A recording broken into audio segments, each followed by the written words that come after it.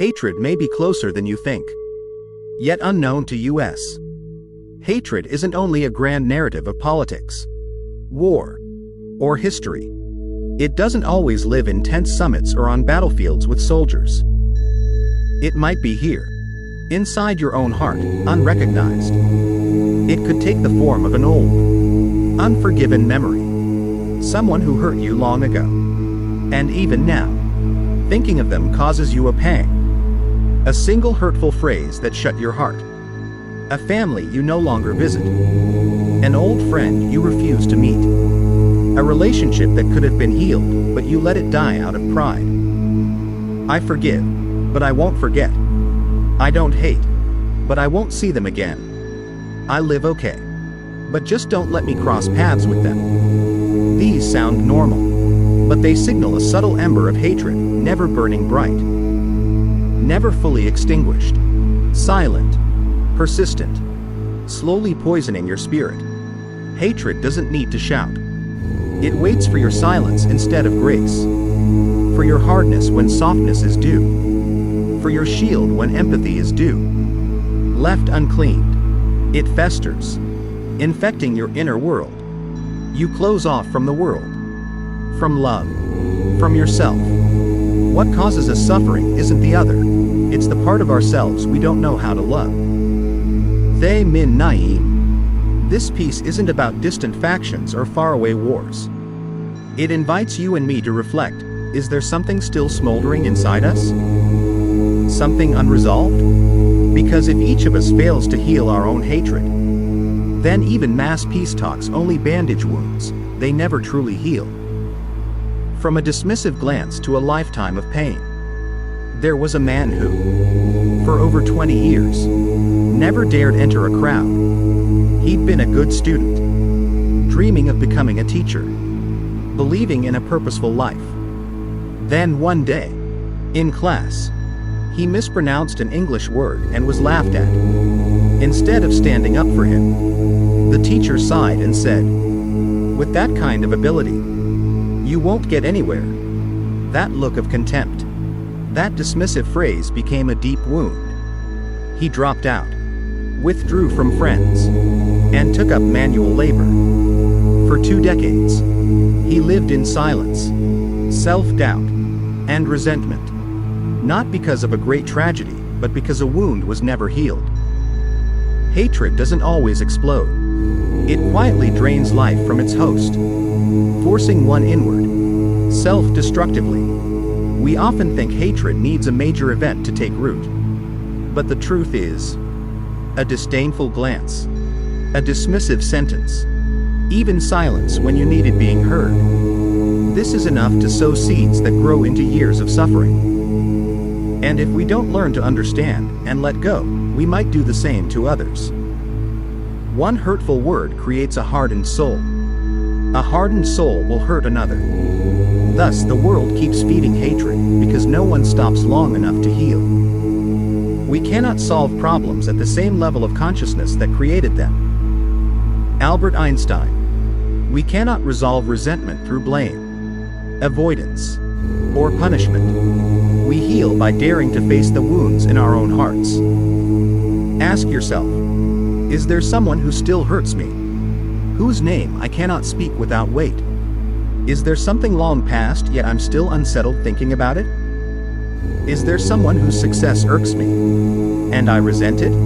If yes, then this wound is calling for gentle care, not to dredge it up, but to cleanse it with compassion. And sometimes, the first compassion we need to cultivate is for ourselves.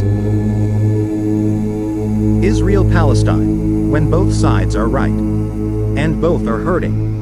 Perhaps no modern conflict is as prolonged, bloody, and complex as that between Israel and Palestine. One side says, this is sacred land where our ancestors once lived.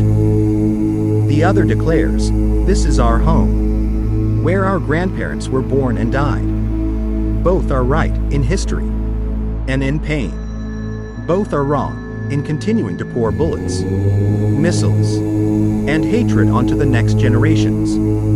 From the first stones thrown by Palestinian children at tanks, From the homemade rockets launched into Tel Aviv, to the thousands of modern missiles flattening homes in retaliation. All of it only stacks sorrow on sorrow, deepens hatred, and spreads fear around the world. People lose their homes. People lose their children. People lose faith in anything still called humanity. And the cruelest irony is, both sides have lost loved ones to the other. Both sides have mothers lighting candles and praying for peace. Children on both sides of the border, if not carrying guns, carry the same fear. From the outside, we may rush to conclusions. But imagine, you're a Palestinian mother, burying your child, or an Israeli father, who just lost his wife in an attack. Can you let go of hatred? It's hard. Yet some have done it. There's an organization in the region called Parents Circle, made up of hundreds of Israeli and Palestinian families who have lost loved ones to the violence. But instead of seeking revenge, they choose to stand beside each other, embrace one another, and share their pain. They believe, only by listening to the other's pain can hatred dissolve. Hatred never ends through hatred. Only love can bring an end to hatred. Dhammapada, the Buddha. Hatred doesn't ask who's right. It only asks, are you hurting? And when both are hurting, no one wins. It means humanity is losing every single day. The harsh truth: hatred doesn't make us stronger, it turns us to stone. There is a bitter paradox in psychology. The more wounded a person is, the more likely they are to use hatred as armor. We are taught to be strong, not to be soft, not to forgive easily, to get back so we aren't seen as weak. So we lock ourselves inside a hardened shell, where the only emotions we allow are anger and suspicion. But that doesn't make us strong. It only turns us to stone, slowly, piece by piece. Neuroscientific studies have shown, when we think about someone we hate, the brain reacts the same way it does to physical pain. Every time we replay revenge in our mind, our bodies release stress hormones. Our immune system weakens. Our nervous system tenses up, as if we are actually being attacked. In other words, every time we hold on to hatred, we are poisoning ourselves, little by little. Nelson Mandela, imprisoned for 27 years, once said, "Holding on to hatred is like drinking poison and hoping your enemy will die." Forgiveness is not for the other. Forgiveness is for you. It's how you stop reopening the wound in your mind every day. It's how you set down the weight you've carried for years, just to be right. Abraham Lincoln once said, "I destroy my enemies when I make them my friends." It sounds idealistic, but it's not naive. In communities once torn by racial division, once killing each other as mortal enemies, peace only emerged when someone was brave enough to lay down the weapon in their heart. Only then could a new generation walk out of the shadows. Inside us, the same holds true. Hatred doesn't make us wiser. It doesn't earn respect. It doesn't make anyone pay the price. It only distances us from our true self. It makes us lose faith in goodness. It drains our energy, poisons our joy, and keeps us stuck in bitterness. So if we truly want to be strong, don't shout. Don't strike back. Sit down and whisper to your heart, "I choose not to hate." Not because I'm weak, but because I want to live. Prayer is not passive, it's a call to awaken. Some say, prayer doesn't change anything. They forget that every great transformation in history started from the silence of a single heart. Prayer isn't giving up, ignoring, or separating from reality. Prayer is the full presence in the suffering of humanity, a reminder to ourselves. Even if I cannot stop the war, I will never stop loving. Mahatma Gandhi wrote, "Prayer is the foundation of action. A deep prayer becomes the right action. A sincere prayer may not ascend to heaven, but it goes straight into a person's heart." A grieving mother doesn't need philosophical words. She needs someone praying by her side. A terrified child hiding under ruins doesn't need speeches. They need someone to light a candle for them. Prayer is the whisper of those who still have hearts brave enough not to stay silent. When millions pray together for peace, it's not wishful thinking, it's the most profound action a weary humanity can take to begin healing itself. Peace doesn't come from slogans, but from the courage to sit with those who are different. It's easy to shout, "Peace for the world," on a stage. Easy to sign peace agreements under flashes of cameras. But true peace? It starts when we actually sit down with the person who hurt us. Not to win, but to listen and understand. Carl Jung said, "Peace doesn't begin with eliminating the opponent. It begins with seeing yourself in them." We're used to seeing the world in labels. Right versus wrong. Us versus them. Good versus evil. But beneath every label is a human being. Someone who knows love, hurt, and wants to be heard. If we have the courage to sit, not to judge, not to defeat, but to understand, we may discover that no further battles are needed. As Thay Min Naeem reminds us, only when we no longer thirst for victory does peace truly begin. Sitting down doesn't make us smaller. It expands the heart to include those we once called enemies. And one person able to do that can add a safe space to the world. Is the world ours or the powers behind the scenes? Who really calls the shots? Is it the people who can love? Or shadowy forces obsessed with profit, oil, power, and fear? When a child falls in Gaza, Ukraine, or Yemen, do the arms dealers feel loss? Or is it just collateral damage? Just another number in their ledger? Pope Francis said, "Today's wars aren't started by citizens, they're decided by arms dealers."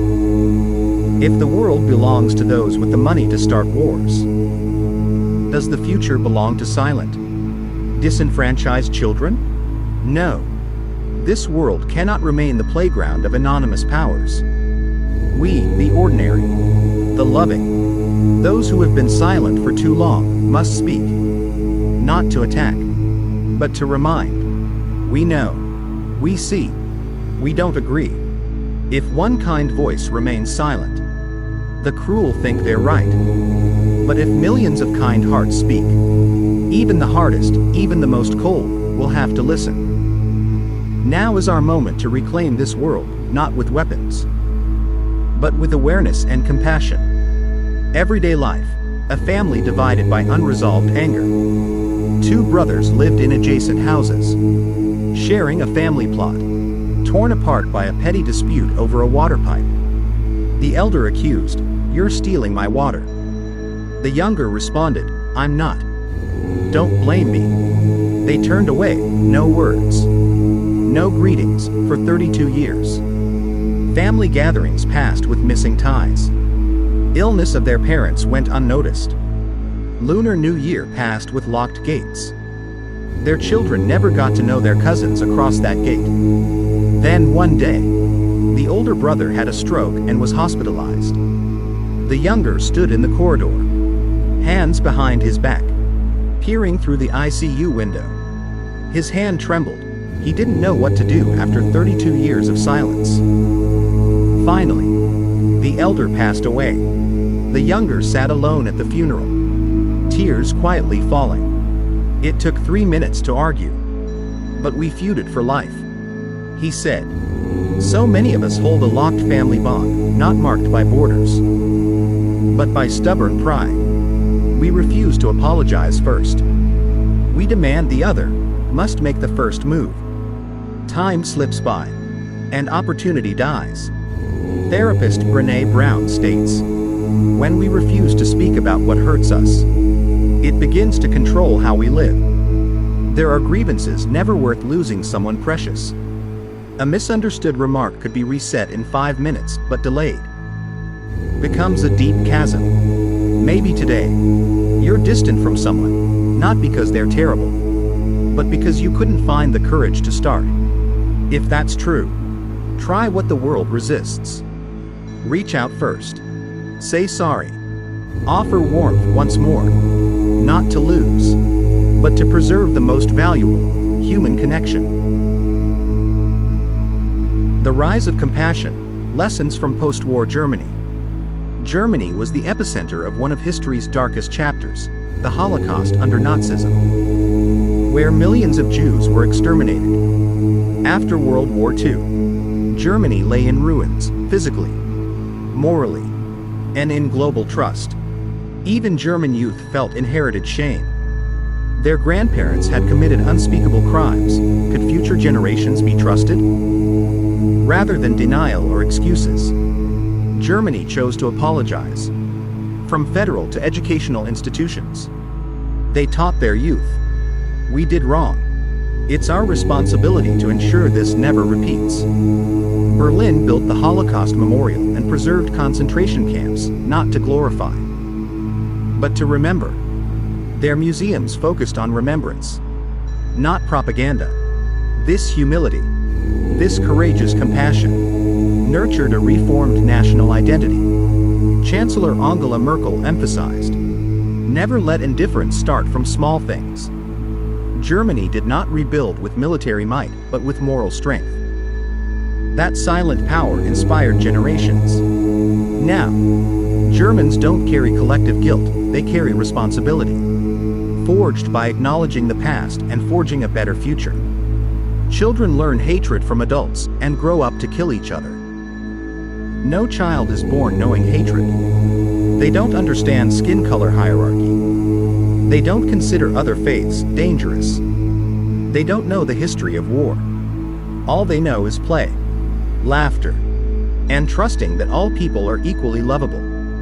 But then, adults begin to teach them. Don't play with those kids. Beware, they're not like us. We are right, don't let them take over. Remember what our ancestors suffered. Inadvertently or deliberately, we sow seeds of fear and division in young hearts. These seeds may not sprout immediately, but they remain. And when a child grows, encounters hurt or insult, they remember what was taught. They choose a side. They brace themselves. They begin to accept division as normal. Until one day, they pick up a weapon. Not because they are evil, but because they believe they are right. Just as they were taught. Psychology shows hatred is learned, not innate. Children raised in love rarely become extremists. Conversely, those raised in prejudice and hurt face a higher risk of nurturing hatred. As the Buddha taught, the mind is like fertile soil. What you plant will grow. If you're not careful, hatred sprouts before compassion. So, ask yourself, what are we planting in the next generation? Perhaps a bedtime story about kindness can soften a future ego. Perhaps apologizing first teaches children the courage to reconcile. Perhaps choosing non-judgment is medicine for a child who knows only fear. If we truly want to change the world, let's begin with how we teach our children about others. Because kids don't learn from our words as much as from how we live. The truth about forgiveness, it's not about freeing others, it's about freeing yourself. One day, in a group therapy session, a middle-aged woman shared her story of childhood abuse by her father. Her expression was stoic. No tears fell, but you felt she'd never named that pain. When asked if she had ever forgiven him, she sneered. Forgive? That man deserves hell. The group leader didn't push her. He asked gently, if he can't hurt you anymore, why are you still carrying him inside you? Day after day? That question silenced her, long and deep. And then she wept, for the first time, not in fear, but in realization. She hadn't lived with him, but he had lived within her. In her memories, dreams, and unconscious sighs. Forgiveness, it turned out, wasn't about them. It was about stopping them from hurting you, through memory, through emotions, through replayed scenes. Psychology research shows, once someone forgives, immunity improves. blood pressure stabilizes, and sleep deepens. The heart isn't merely a pump, it stores painful memories. When freed, the entire person begins to heal.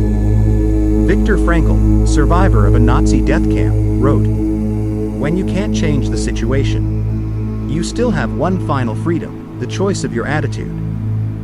Forgiveness is the highest expression of that freedom.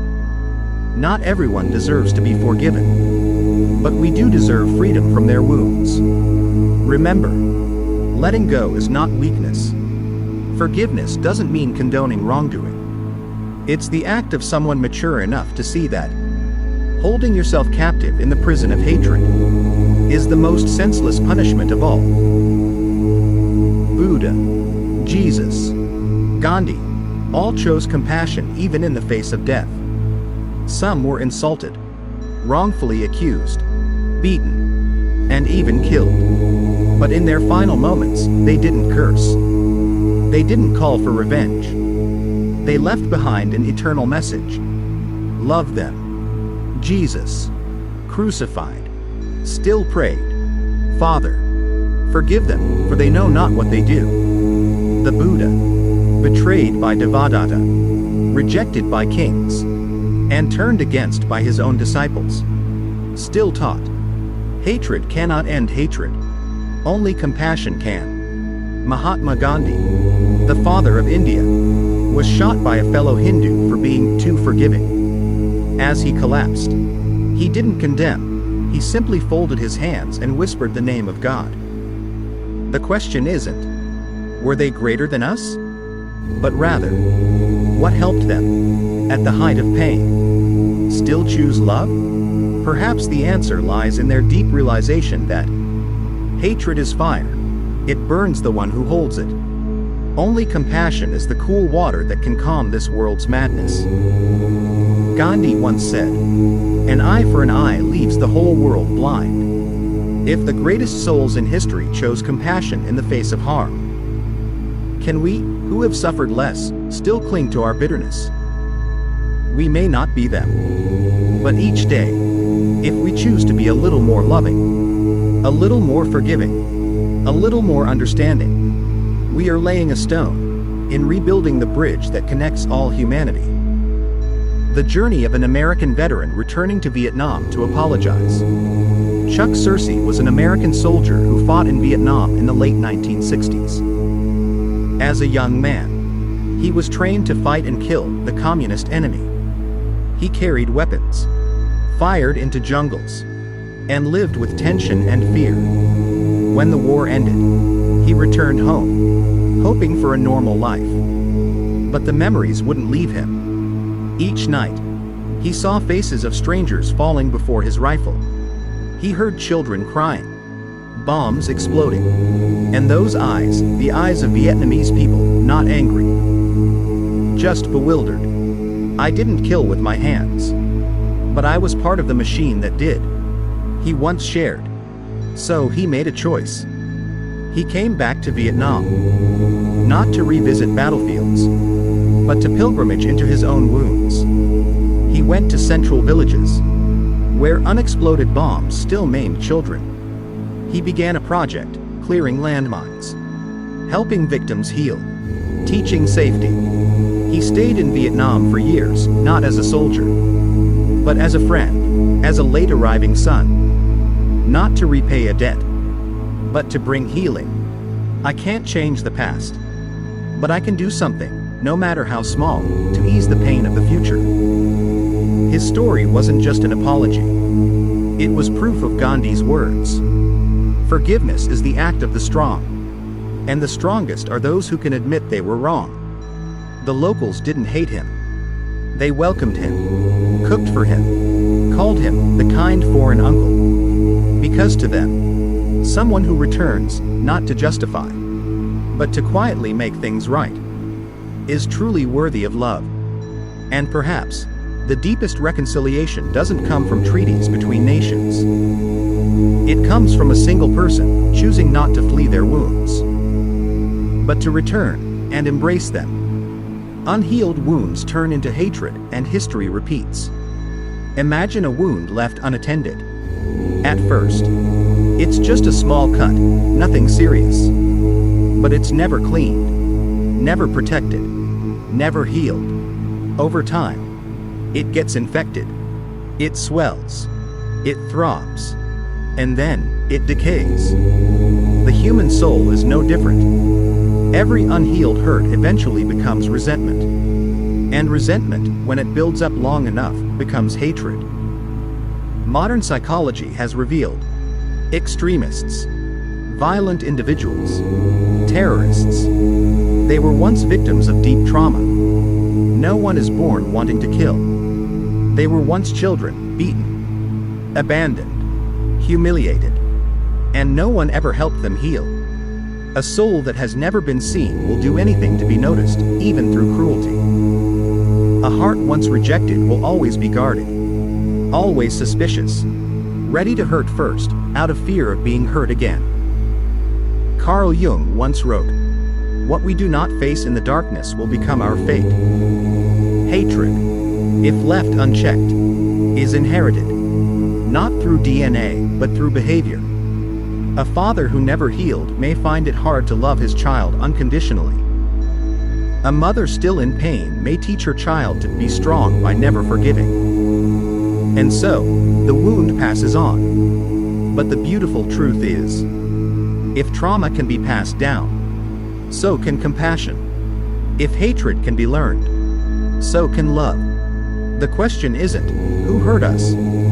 But rather, who will stop the cycle? If not us, then who? If not now, then when? A mother WHO prayed for her son's killer. It was a courtroom in South Africa. A young white man was on trial for killing a black boy. In the context of violent racial conflict, he was only 22, cold, almost unremorseful. The mother of the victim, an elderly woman in humble clothing, sat quietly in the witness row. When the judge asked if she had anything to say before the verdict, she stood up. Her voice trembled. "I don't want this young man to die. I want him to know. I've lost the most precious thing in my life. But I also don't want another mother, even his, to know this pain." The room fell silent. No one expected forgiveness. She continued, "I want him to come to my house once a month for dinner. I want to do something crazy. Teach him that my son loved music and never hated anyone. Not even those with different skin." The young man broke down in tears. The courtroom cried. The world was stunned. For in the depths of unspeakable pain, this mother chose to pray for the one who took her child. Not because she was weak, but because she understood. If she fed her hatred, her son would continue dying every day in her heart. Pope Francis once said, "Forgiveness is not a single act. It is a process. One that begins when we decide not to let pain define who we are." This mother, unknown, powerless, unwritten, did what many leaders, factions, and governments still fail to do. She stopped. She refused to hate. She chose to live with a heart still open to love. And her story makes the world ask itself, if a mother who lost her child can forgive, then what are we still holding on to? A word left unsaid? A bruised ego? A fight we can barely remember? If unresolved, hatred is passed on like a toxic gene. Hatred isn't just a passing emotion. It's a form of emotional memory, etched into the brain, the nervous system, and even into the next generation. Many studies in epigenetics reveal that when someone experiences deep trauma, their genes don't change. But how those genes are read and expressed does. In simple terms, if parents live in fear and hatred, their children may inherit a brain wired for anxiety, tension, and distrust. A 2014 study in New York on descendants of Holocaust survivors showed, even without experiencing the war themselves, these individuals exhibited unusually high rates of depression, anxiety, and emotional disorders. Likewise, in communities that endured genocide, racism, or war. If healing support is absent, children born after these events still show signs of panic, aggression, or hopelessness without knowing why. Carl Sagan once said, "We carry not only the blood, but also the unresolved shadows of our ancestors." And this isn't just biological. It shows up in daily life. When a child sees their parents hating, they learn to close their heart. When they see grandparents refusing to speak, they believe distance is normal. When they hear, "Never forgive that person," they don't just remember the words. They live by them. If hatred is not stopped, it doesn't just hurt one lifetime. It becomes a legacy, a toxic one. But here's the good news. The heart can be reprogrammed. Children raised in love, even if their parents were once wounded, can break the cycle. The only condition is someone in the family, or the community, must choose to heal. And if you're hearing this now, maybe that someone is you. The peacemaker isn't weak, they're the strongest one. There's a deep-rooted belief in many cultures that forgiveness is weakness, that stepping down means defeat, that staying silent is losing.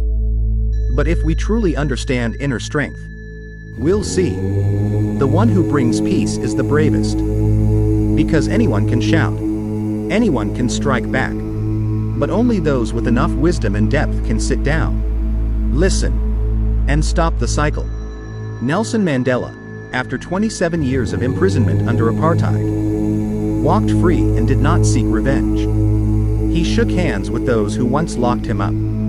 He said, "As I walked out the door toward my freedom, I knew that if I didn't leave my hatred behind, I'd still be in prison."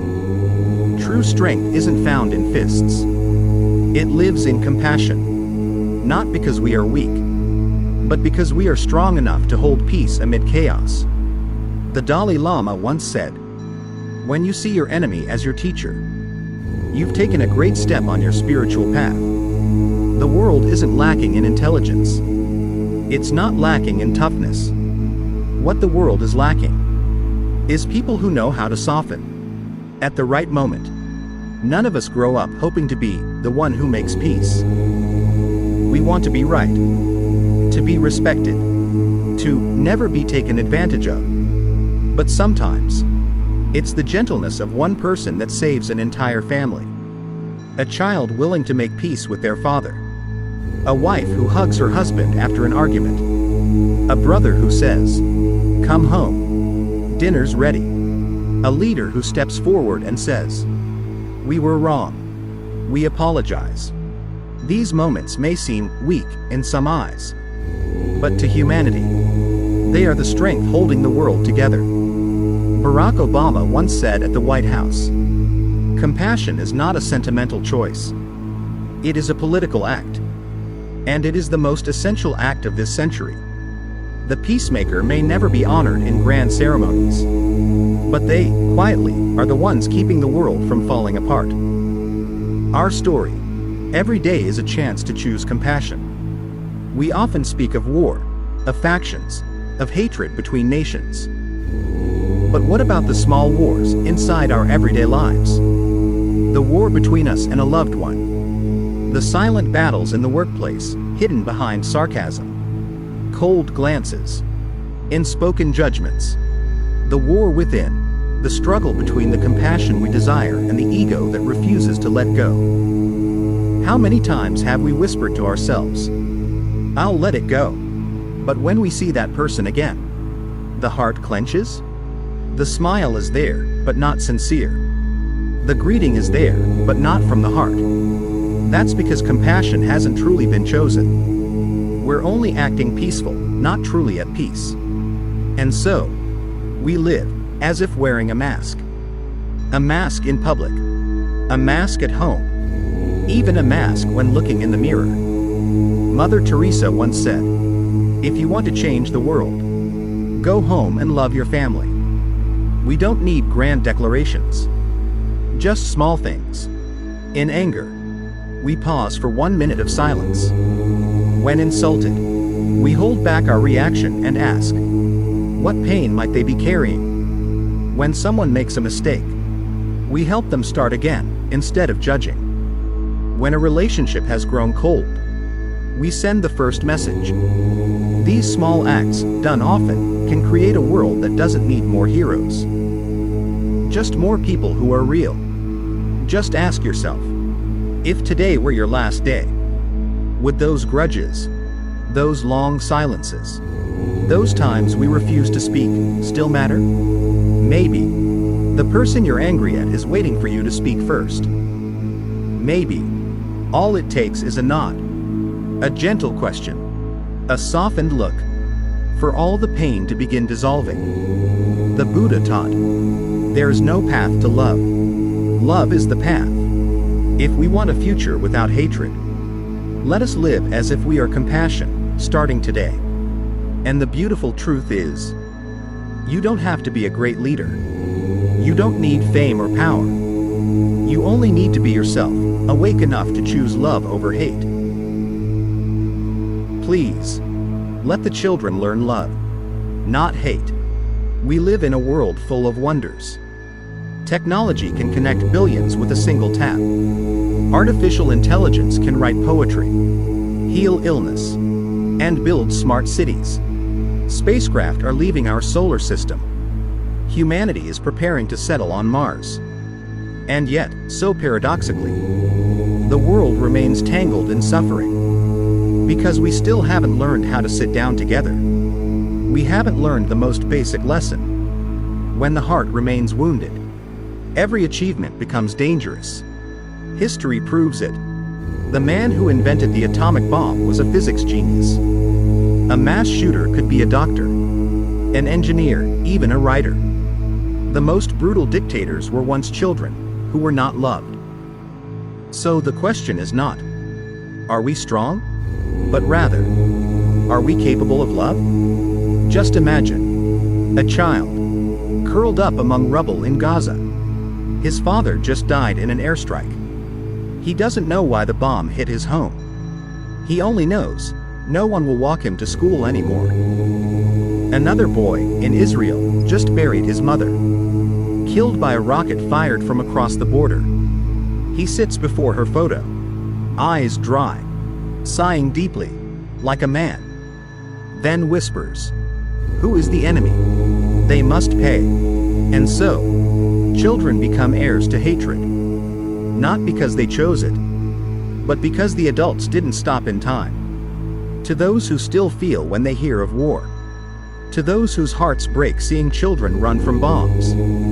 To those who have ever wanted to do something, even just a prayer, please pause for 1 minute and ask yourself, can I be the first to stop? To stop the harsh words. To stop the judgmental gaze. To stop the growing anger within. And instead, send a message to make peace. Call someone you've drifted from. Pray for someone you've never understood. Forgive yourself. The world doesn't need another hero. The world needs ordinary people who choose compassion every single day. We may not be able to stop global wars, but we can stop a small war inside ourselves. And from these small acts, the world begins to shift. Eckhart Tolle said, "Any action from awakening, no matter how small, holds more power than the biggest revolution born of rage." We don't have to wait for peace treaties. We can be living proof of peace. Right now. In how we look at someone with different beliefs. In how we choose silence instead of shouting. In how we truly listen to a story we once rejected. You may not be able to change the whole world, but you can save a family. You can save a heart that's shutting down from pain. You can save a child from learning to hate skin color, religion, or language. You can save a friend from a rage that could destroy their life. You can save a lineage from a grudge that's lasted generations.